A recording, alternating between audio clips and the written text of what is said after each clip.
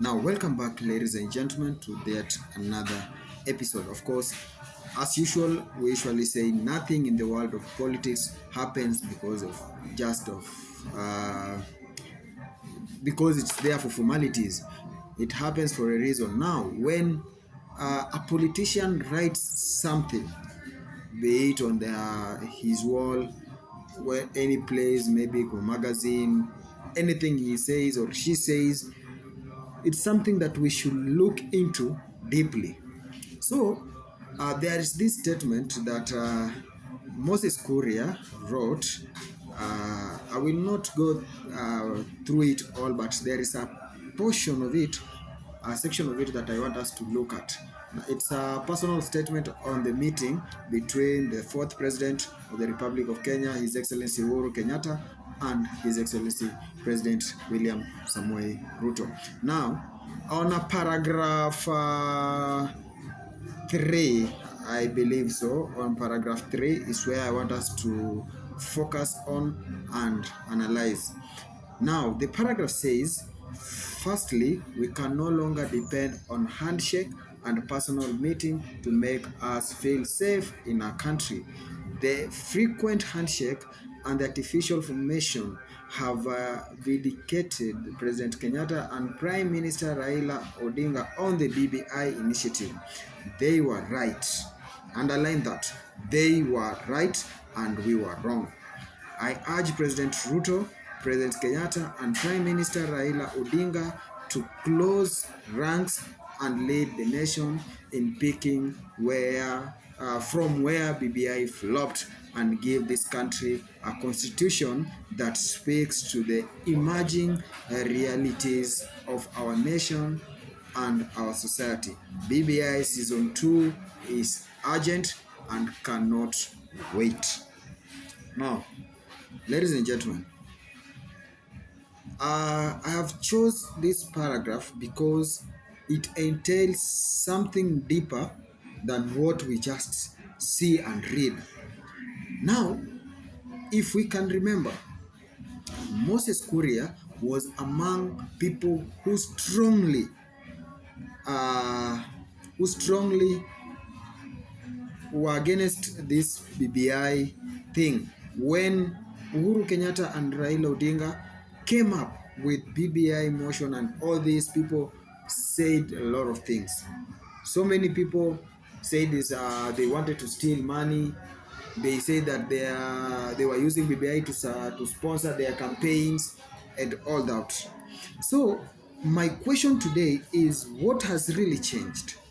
What has really changed? Because now it sounds like Moses Kuria wants BBI to be brought back and fully supported by everyone. These three parties: President Kenyatta, former President Kenyatta, President Samoei Arap Ruto, na Raila Amolo Odinga. Of course, we know when these three people sit together, there is a big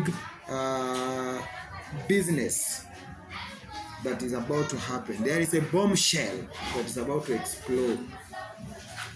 Now, when we all know Moses Kuria with how the stance and whatever he makes, it is funny to find out that now these people who opposed this motion of BBI, they have realized that BBI was favoring the Mount Kenya region. They have realized that now Uhuru Kenyatta was trying to bring more seats into Mount Kenya. They have realized that Uhuru Kenyatta was bringing more resources to Mount Kenya.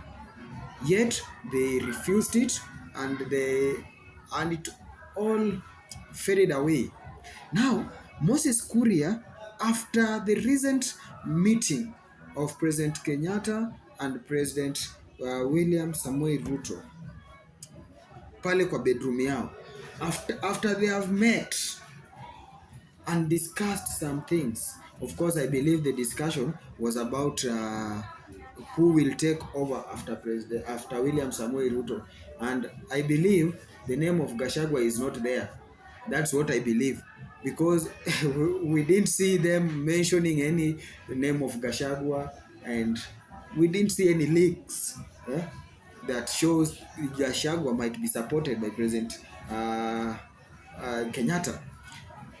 And of course, we know that Gashagwa, being a truthful man and a very with a high ego, cannot work with President uh, Kipchirchir Ruto.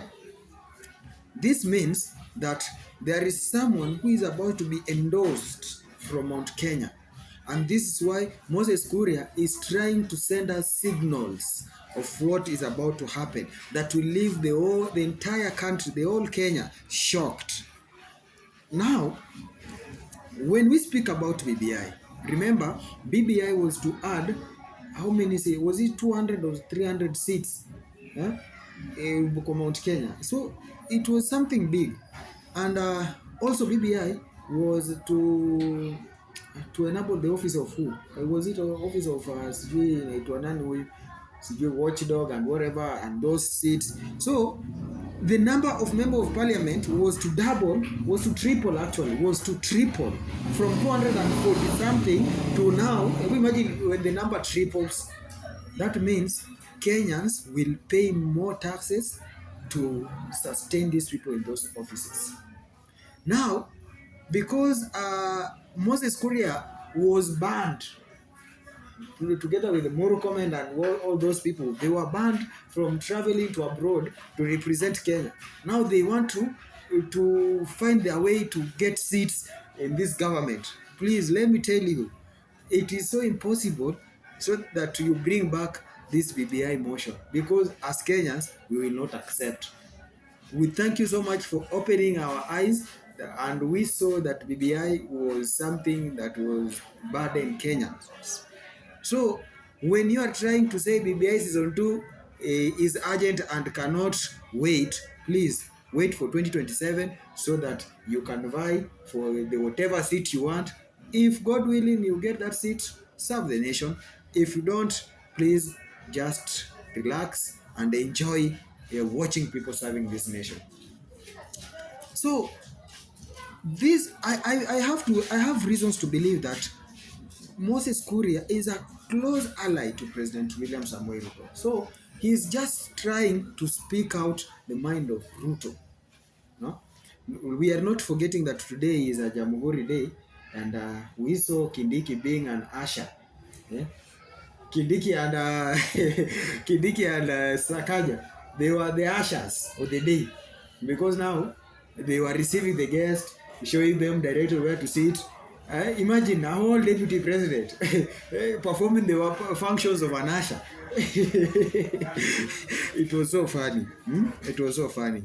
Now, being that today is Jamhuri Day, whatever we want to, contrary to this paragraph that we have just read, and we are trying to analyze it, we want to assure Kenyans that what you should expect today, more lies, more kutenga, more abusive names, and of course,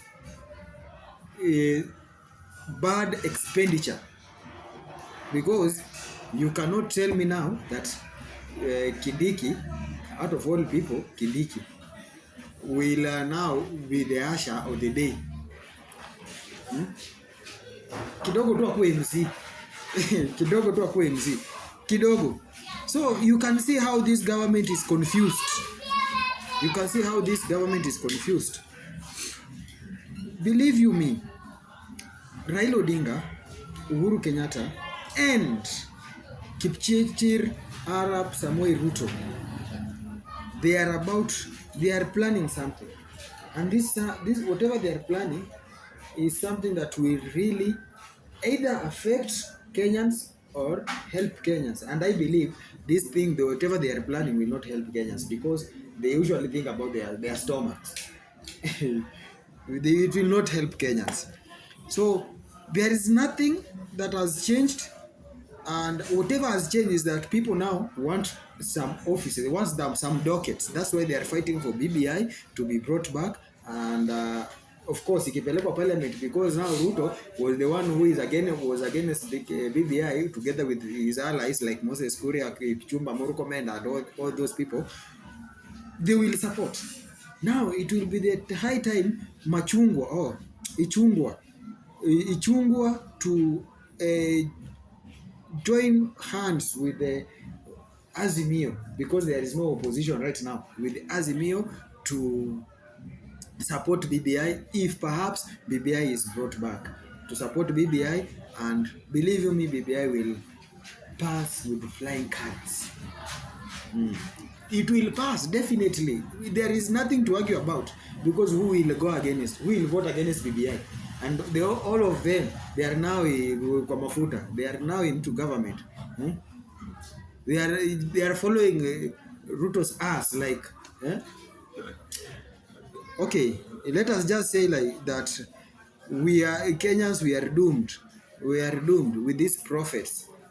You see, and I usually say, if you call yourself a personal assistant of God, believe you me, God will just leave you. Even if God was, even God's presence was within you, it will leave. The Holy Spirit will leave and will go. You will remain empty. The way Ruto is. Ruto is now empty.